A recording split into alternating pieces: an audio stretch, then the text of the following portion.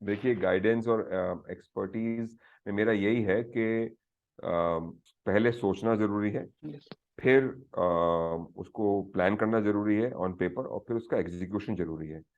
पहला कदम और दूसरा कदम सब लोग उठा लेते हैं, तीसरे कदम में सब लोग डगमगा जाते हैं।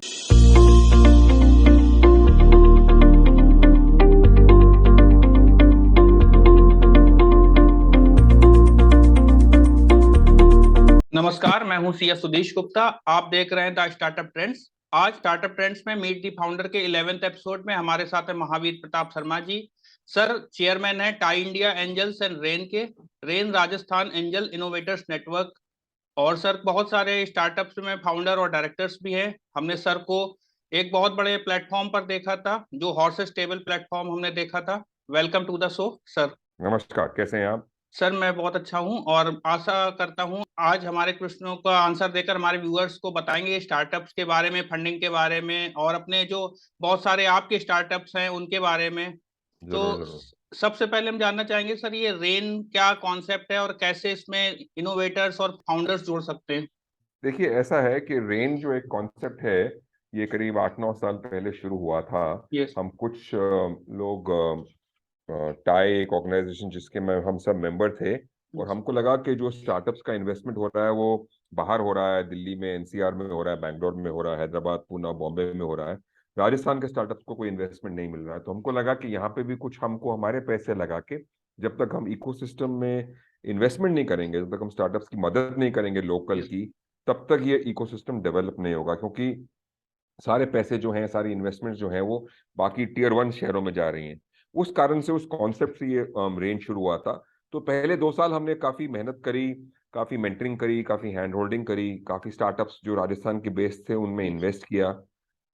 लेकिन राजस्थान का इकोसिस्टम और जो टेक्नोलॉजी और जो इसका यूसेज या उसका जो एग्जीक्यूशन था, वो कहीं ना कहीं कमजोर था। तो हमको लगा आप थोड़ा बहुत बाहर भी करते हैं तो मिक्स हो जाएगा इंडिया। और तो राजस्थान एंजल्स जो है, रेन, धीरे धीरे इवॉल्व हुआ, और हम राजस्थान के स्टार्टअप्स में इन्वेस्ट करने लगे, राजस्थान के बाहर के स्टार्टअप में इन्वेस्ट करने लगे। हम लोग करीब 30 जिने थे, और हम सब को इन्वेस्ट करते थे। किसी में कोई करता था, किसी में कोई करता। तो उससे क्या हुआ कि जयपुर जो है आज, यस। वो इस 8-9 साल में एक स्टार्टअप का हब बन गया है। एंजल इन्वेस्टमेंट है, 2 यूनिकॉर्न है यहाँ से, और कई यूनिकॉर्न्स हैं। सो मेरा ये मानना है कि जब तक लोकल लोग ओनरशिप नहीं लेंगे, जब तक किसी भी शहर का, किसी भी देश का आदमी या व्यक्ति या इन्वेस्टर खुद उसमें इन्वेस्ट करना नहीं चाहेगा, तो उसका उसका सक्सेसफुल होना संभव नहीं है। तो वो चीज हमने उस समय की थी, और वो कॉन्सेप्ट था राजस्थान एंजल्स का या रेन। तो अभी कोई भी इंटरप्रेन्योर्स या फाउंडर हमारे साथ हो, वो जुड़ सकते हैं इस राजस्थान एंजल्स इनोवेटर्स नेटवर्क के साथ में? बिल्कुल, वो राजस्थान एंजल्स की जो वेबसाइट है उस पे जाके, उसमें ईमेल एड्रेस है, अपना पिच और स्टार्टअप का आइडिया भेज सकते हैं। और अगर हमको लगेगा कि वो इन्वेस्टेबल है, तो हम उसमें उसको नेक्स्ट स्टेज पे लेके जाएंगे और डील फ्लो में लेके जाएंगे। और सर हॉर्सेस टेबल का एक्सपीरियंस जानना चाहेंगे। बहुत अच्छा व्यूअर्स को ये प्लेटफॉर्म लगा। हमारे जो व्यूअर्स हैं वो नेक्स्ट जो एपिसोड या सीरीज आएगी उसमें जुड़ना चाहेंगे, तो आपका एक्सपीरियंस जानना चाहूंगा। सी हॉर्सेस टेबल के 4 सीजन हो चुके हैं। यस। पहला सीजन ऑनलाइन था और 3 सीजन ऑफलाइन थे। अभी चौथा सीजन पिछले महीने ही टेलीकास्ट होकर खत्म हुआ है, जिसकी शूटिंग मई जून में हुई थी। सीजन 5 की शूटिंग दिसंबर जनवरी में है। उसकी ओपन हो चुके हैं। आप अपने स्टार्टअप्स को, अपने आइडियाज को उसमें पिच कर सकते हैं, और उसमें भेज के आप जैसे भी होगा चूज कर लिए जाओगे, तो आप एपिसोड में आओगे, आप हम लोगों को अपने आइडियाज पिच करोगे। हम उन आइडियाज के साथ जैसे भी होगा कोशिश करेंगे, और इन्वेस्टेबल होगा तो इन्वेस्ट करेंगे, और कुछ नहीं होगा तो आपको मेंटरिंग मिलेगी, एडवाइस मिलेगी। और क्योंकि आप मेन लाइन चैनल पे आएंगे, तो आपको मार्केटिंग और आपके प्रोडक्ट की या आपके आइडिया का थोड़ा प्रचार भी हो जाएगा। सो आई थिंक हॉर्सेस टेबल का सीजन 5 का शॉर्ट लिस्टिंग चालू है। आप अप्लाई करिए उनकी वेबसाइट पे जाके, उनके लिंक्डइन या जो भी सोशल मीडिया के हैंडल पे जाके आपको लिंक मिलेगा। आपको अपना पिच और अपनी वीडियो अपलोड करनी पड़ती है। उसके बाद आप शॉर्टलिस्ट होंगे, फिर आपके पास कुछ ऑनलाइन शॉर्टलिस्टिंग होगी, फिर इन पर्सन शॉर्टलिस्टिंग होके आप उस एपिसोड तक, फाइनल सीजन तक पहुंच पाएंगे। और हम जानना चाहेंगे सर आपके कुछ स्टार्टअप्स के बारे में, जैसे जयपुर कालीन पार्क लिमिटेड है, स्विशन इवेंट्स एलएलपी है, इनका क्या आइडिया है, ये क्या वर्क करते हैं? देखिए क्या होता है कि स्टार्टअप्स का जो जो आइडिया है, यस। बेसिक कॉन्सेप्ट जो है वो ये होता है कि काम करने वाले, आइडिया वाले, कॉन्सेप्ट वाले, उसको रोजमर्रा एग्जीक्यूट करने वाली एक टीम होती है, यस। कोफाउंडिंग टीम होती है। और हम जो हैं, क्योंकि तजुर्बा है, यस। एडवाइस कर सकते हैं, सारे सेक्टर की थोड़ी थोड़ी नॉलेज है, कनेक्टेड है नेटवर्क से, और इन्वेस्ट भी करते हैं। We come as mentors, as advisors and investors. और वो उस कॉन्सेप्ट से जो भी स्टार्टअप होता है, चाहे वो कारपेट्स में हो, चाहे वो यस। मार्केटिंग या ब्रांडिंग में हो, चाहे वो टेक्नोलॉजी में हो, चाहे वो D2C प्रोडक्ट हो, चाहे वो B2C हो, चाहे वो B2B हो, चाहे B2B2, जो भी होता है। तो 30 से ऊपर जो मेरे इन्वेस्टमेंट हुए, उन सब के अलग अलग, सब लोग अलग अलग डोमेन में, अलग अलग कॉन्सेप्ट में है। कोई एडटेक में है, कोई फिनटेक में है, कोई एग्री में है, कोई जियो स्पेस में। सो ये सब चीजें क्या होता है कि एक पोर्टफोलियो जिसे कहते हैं, यस। वो बन जाता है। बट वो उसमें, क्योंकि हम अर्ली स्टेज पे, आइडिया स्टेज पे इन्वेस्ट करते हैं, तो काफी इन्वेस्टमेंट्स में हमारा हैंड होल्डिंग, हमारी मेंटरिंग और हमारा गाइडिंग, उसमें फोर्स और एनर्जी रहती है। यस। तो इन सब के बारे में, इन सब के अलग अलग कॉन्सेप्ट हैं, सब लग के अच्छे अच्छे प्रोसेसेस हैं, और यही सब हमारे लिए सबसे इम्पोर्टेंट चीज होता है। और अभी स्टार्टअप्स की जो टाइम चल रहा है उसमें आत्मनिर्भर भारत कितना रोल प्ले कर पा रहा है? क्योंकि हम देख रहे हैं गवर्नमेंट भी काफी सपोर्ट कर रही है, जब से ये 2014 के बाद से स्टार्टअप्स की एकदम से आंधी सी आ गई अगर हम बोले तो।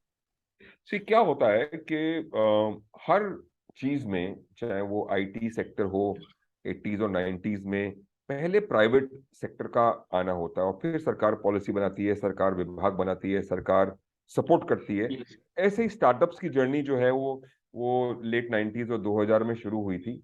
और वो घूमते घूमते जहाँ पे और जिस मुकाम पे वो पहुंच गई है, वहां पे वो अब सरकार ने 2013-14 से 2015 में स्टार्टअप पॉलिसी बनाई भारत सरकार ने, और काफी अच्छा पॉलिसी है, फंड ऑफ फंड्स है, सपोर्ट है, अटल इनोवेशन मिशन है, टिंकरिंग लैब्स है। इतनी चीजें बनाई, और फोकस रहा है नीति आयोग का भी। तो मेरे हिसाब से ये सब सपोर्ट, ये सब सोच, ये सब पॉलिसी, ये सब सपोर्ट के बिना संभव नहीं है। यस। तो चाहे वो भारत सरकार हो, चाहे वो राज्य सरकार हो, और फिर उसके बाद सारी राज्य सरकारों ने स्टार्टअप पॉलिसी बनाई, सारी राज्य सरकार भी सपोर्ट कर रही हैं अपने अपने प्रदेश में स्टार्टअप्स को। तो सबको स्टार्टअप्स की, स्टार्टअप्स में इन्वेस्टमेंट की, स्टार्टअप के इंफ्रास्ट्रक्चर की अहमियत समझ में आई।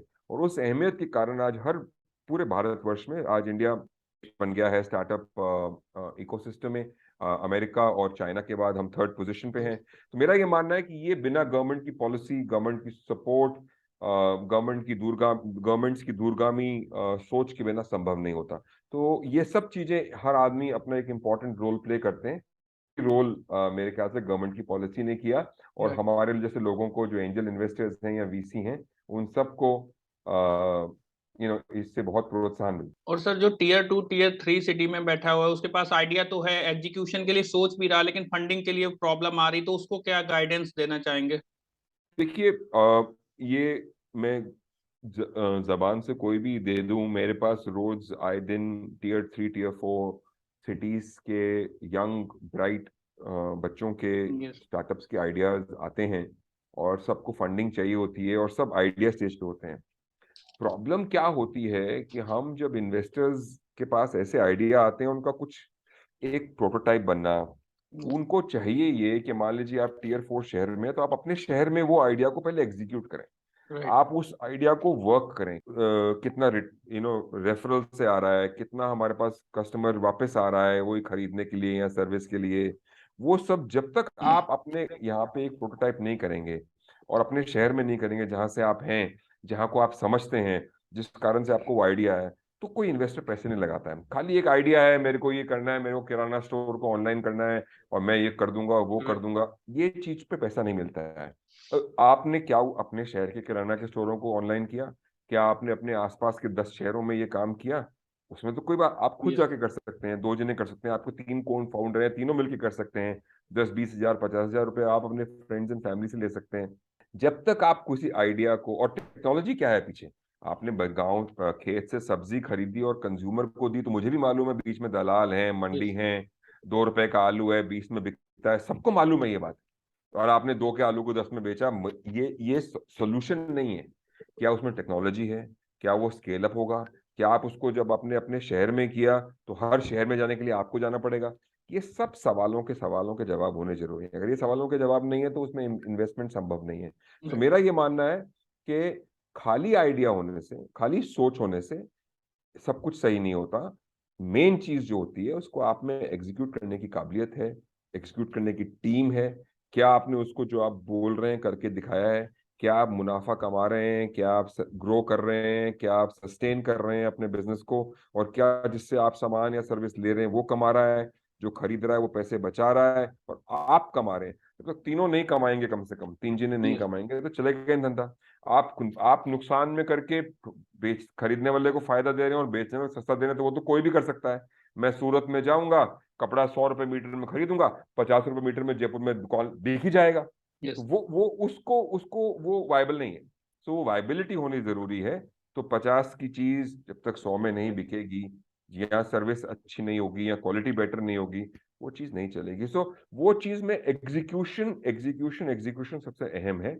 उसके बाद आप पैसे के लिए आइए, उसके बाद आप पैसे रेस करिए, चाहे आप टीयर 1 से हो चाहे टीयर 5 से हो, उससे कोई फर्क नहीं पड़ता। और अब तो बहुत सारे प्लेटफॉर्म्स अवेलेबल हो गए हैं, जैसे शार्क टैंक इंडिया सब हमने देखा, हॉर्सेस टेबल देखा, ऐसे बहुत सारे प्लेटफॉर्म अब आ गए हैं जो फाउंडर्स को सपोर्ट कर रहे हैं, उनको आइडिया पिच करने के लिए हेल्प कर रहे हैं। अब हम क्या देखते हैं कि जैसे जो कम पढ़े लिखे भी लोग हैं वो भी अपना आइडिया पिच कर पा रहे हैं और इनोवेटर्स को, इन्वेस्टर्स को अप्रोच कर पा रहे हैं। तो ये कितना अच्छा है आज के दौर में। इससे बेहतर समय नहीं हो सकता मेरे ख्याल से। इतने प्लेटफॉर्म हैं, इतने इंक्यूबेशन सेंटर हैं, इतने कॉलेजेस हैं, इतनी गवर्नमेंट स्टेट गवर्नमेंट्स की ग्रांट्स हैं। और ये प्लेटफॉर्म चाहे वो टेलीविजन पे दोनों शोज हैं, चाहे ऑनलाइन सेशन चल रहे हैं, पिचिंग हो रही है, हर कॉलेज ये काम कर रहा है। तो इसलिए ये सब चीजों इससे बेटर संभावना नहीं है। लेकिन जब तक आप में कुछ करने की हिम्मत, करने की काबिलियत और करके दिखा चुके नहीं होंगे, तब तक उसका कोई फायदा नहीं। और सर, द स्टार्टअप ट्रेंड्स के प्लेटफॉर्म से आप फाउंडर्स को या नए बडिंग एंटरप्रेन्योर्स को कोई मैसेज देना चाहें, गाइडेंस देना चाहें? वो देखिए, गाइडेंस और एक्सपर्टीज में मेरा यही है कि पहले सोचना जरूरी है, फिर उसको प्लान करना जरूरी है ऑन पेपर, और फिर उसका एग्जीक्यूशन जरूरी है। पहला कदम और दूसरा कदम सब लोग उठा लेते हैं, तीसरे कदम में सब लोग डगमगा जाते हैं। और वो चीज करने के लिए आप अकेले हैं या आप दो जने हैं, कई बार आपको अच्छी टीम की जरूरत पड़ती है। और उसमें आप संकोच न करें, किसी से सहायता मांगें, किसी को इक्विटी दें, किसी को साथ रखें, किसी को साथ जोड़ें, और फिर उसको एग्जीक्यूट करने की कोशिश करेंगे तो आपको फंड रेजिंग की संभावना और सक्सेस की संभावना बहुत ज्यादा बढ़ जाएगी। अपने कंफर्ट जोन से बाहर निकलिए, अपने आइडिया को, और अगर आप में पैशन और विश्वास है उस आइडिया के प्रति, तो उसको एग्जीक्यूट करने की पूरी कोशिश कीजिए। मुझे पूरा विश्वास है कि आप सक्सेसफुल हो जाएंगे और कोई दिक्कत नहीं आनी चाहिए। लेकिन आपको राइट समय और राइट टीम चाहिए, हमेशा याद रखिए। आज हमारे साथ थे महावीर प्रताप शर्मा जी, जिन्होंने अपना बहुमूल्य समय हमें दिया और बहुत सारे क्वेश्चंस पे हमें गाइडेंस दिया। Thank you so much sir, हमारे व्यूअर्स की तरफ से, हमारे ऑर्गेनाइजेशन की तरफ से आपको। और आप हमें ऐसे ही आगे भी गाइडेंस देते रहें। बहुत बहुत धन्यवाद सर। आपको बहुत बहुत धन्यवाद, सबको बहुत बहुत शुभकामनाएं। मुझे लगता है कि सब लोग अच्छा ही करेंगे। नमस्कार। नमस्कार।